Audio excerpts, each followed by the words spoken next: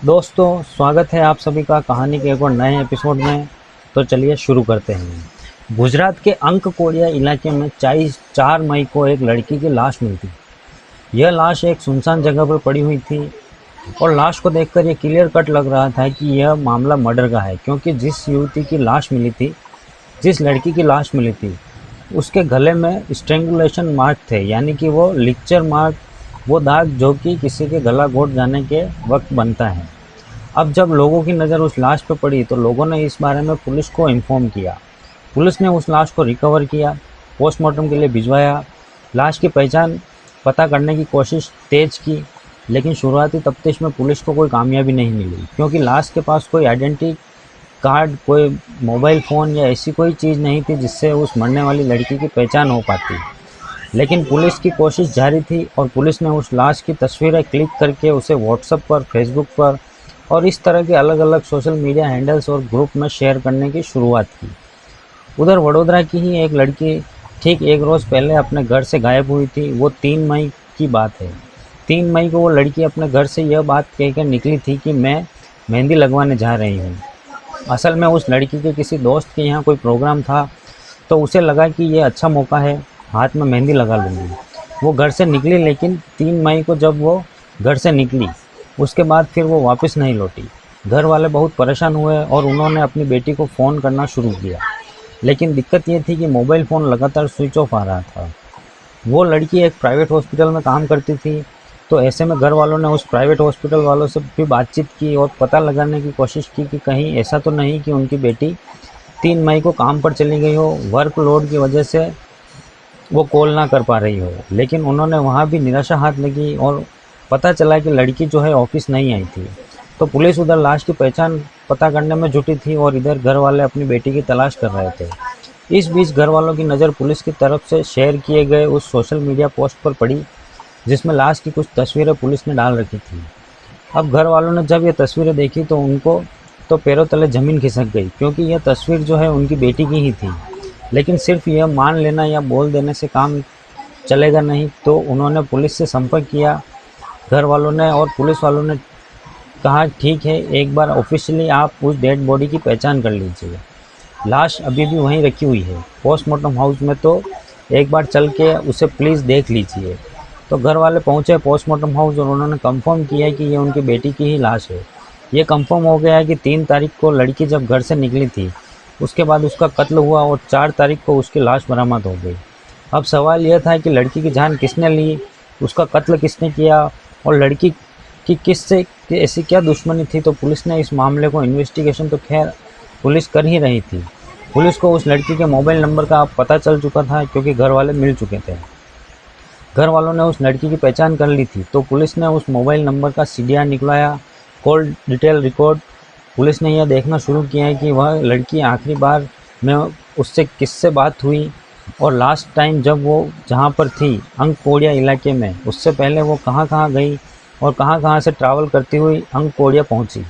Police ये सारी चीज़ें, मोबाइल फ़ोन के टावर की लोकेशन, डंप डाटा, इन सारी चीज़ों से पुलिस उसके बारे में ज़्यादा से ज़्यादा जानकारी जुटा रही थी।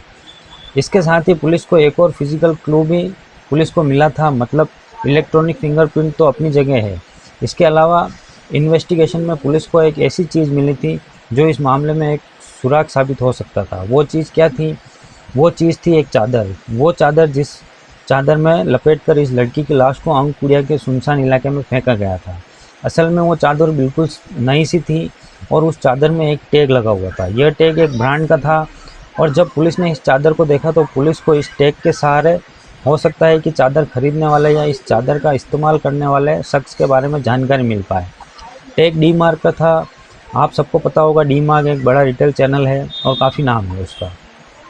तो जब पुलिस ने देखा कि चादर में डी मार्ट का टैग लगा हुआ है, तो पुलिस ने वडोदरा में डी मार्ट के जो स्टोर हैं उन स्टोर को विज़िट करना शुरू किया और पुलिस ने यह पता करना शुरू किया कि इस चादर को खरीदारी हाल के दिनों में कब हुई और कौन इस कलर या इस डिज़ाइन की चादर को खरीद कर ले गया। आपको पता है ये गर्मी के दिन हैं तो बहुत ज़्यादा चादर वगैरह की बिक्री नहीं होती होगी, जिस तरह से चादर की बिक्री जो है वो विंटर में होती है। तो ऑफ सीज़न जैसी बात है, हालांकि ऐसा नहीं है कि बिल्कुल नहीं होती। तो खैर अब इस वजह से पुलिस को अपना एक्सरसाइज में और अपनी कोशिश में बहुत ज़्यादा मशक्क़त नहीं करनी पड़ी। डी मार्ट के स्टोर ने कंफर्म कर दिया कि यह चादर उन्हीं के यहाँ से 2 दिन पहले बेचा गया था और 2 दिन पहले ऑब्वियसली ये ग्राहक ने यह चादर खरीदी थी। अब पुलिस ने कहा कि ठीक है, आप अपने स्टोर के सीसीटीवी फुटेज हमें दिखाइए और जिस ग्राहक ने भी वो चादर खरीदी थी उसके अबाउट्स के बारे में आपको जो कुछ जानते हैं वो हमें बताइए, वो इन्फॉर्मेशन शेयर कीजिए।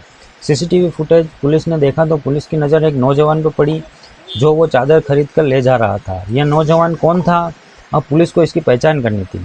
पुलिस ने उधर दूसरी तरफ, जो कि मैंने आपको बताया कि पुलिस ने उस लड़की के जो इलेक्ट्रॉनिक्स फुटप्रिंट्स हैं, पुलिस उसको एक्सप्लोर कर रही थी। मोबाइल फ़ोन का डम डाटा, CDR वगैरह, इससे पुलिस ने यह पता किया कि आखिरी बार में किस किस से बातचीत हो रही थी। तो पुलिस ने देखा कि एक पर्टिकुलर नंबर पर उस लड़की की कई बार बातचीत हुई थी और इत्तेफाक से जो टावर, मोबाइल फ़ोन के टावर की लोकेशन है, वो टावर की लोकेशन में भी वो पर्टिकुलर नंबर जो है 2 दिन पहले डी मार्ट के उस स्टोर के आसपास भी एक्टिव नज़र आ रहा था, जो इस बात का इंडिकेशन था कि जिस लड़के से उस विक्टिम गर्ल की कातिल का शिकार बने लड़की की बात हो रही थी, उसी लड़के ने आकर चादर खरीदी थी।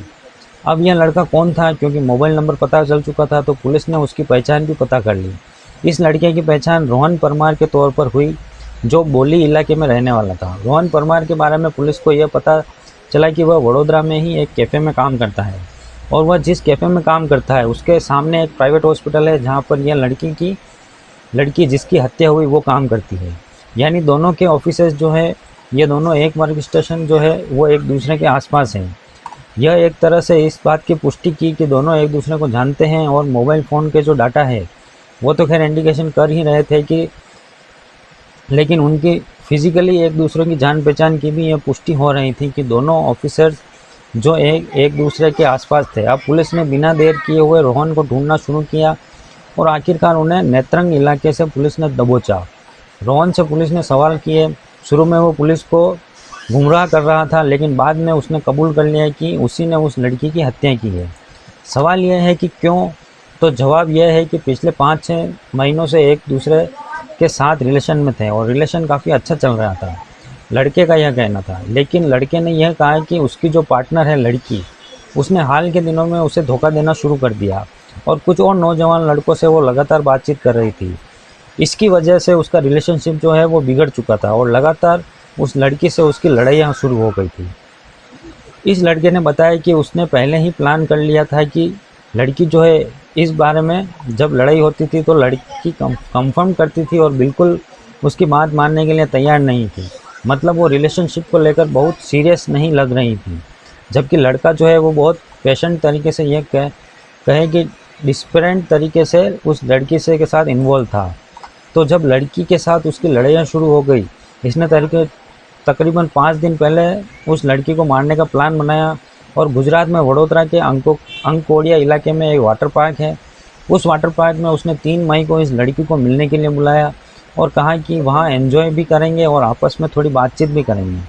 लड़की अभी भी पूरी तरह से ऑब्वियसली ब्रेकअप हुआ नहीं था, शक जरूर था और इसको लेकर लड़ाइयाँ जरूर होती थी। तो लड़की जो है उस लड़के के बुलाने पर वाटर पार्क में उससे मिलने चली गई। लड़का मिला, दोनों के बीच बातचीत हुई रोहन परमार के साथ उस लड़की की, और फिर दोनों घूमने के बहाने एक सुनसान जगह की तरफ निकले। बेसिकली बहाना तो रोहन की तरफ से था, लड़की को पता नहीं था उसके साथ क्या होने वाला है। और उस सुनसान जगह पर जाकर फिर से उसी टॉपिक पर दोनों की लड़ाइयाँ शुरू हो गई। एक हॉट एक्सचेंज हुआ और इसी दौरान लैपटॉप का जो चार्जिंग केबल होता है, उस चार्जिंग केबल से रोहन ने उसका गला घोंट दिया और उसकी हत्या कर दी। वहाँ इनको देखने वाला कोई नहीं था। हत्या करने के बाद उसने चादर पहले ही खरीद लिया था, जैसे कि मैंने आपको बताया कि इसने पहले ही प्लानिंग कर ली थी 4-5 दिन पहले ही। उसी चादर से उसने उस डेड बॉडी को लपेटा और कुछ दूर ले जाकर एक सुनसान जगह पर उसकी लाश फेंक दी। वो इत्मीनान से था कि वो कभी पकड़ा नहीं जाएगा, क्योंकि उसने लड़की का जो मोबाइल फ़ोन भी स्विच ऑफ करके उसको डिस्पोज कर दिया था और ख़ुद तो खैर वो वहाँ से चला ही आया था। और उसने पूरा यकीन था कि यहाँ कोई सीसीटीवी कैमरा नहीं है जिसकी रेंज में वो दोनों दिखें या नज़र आए।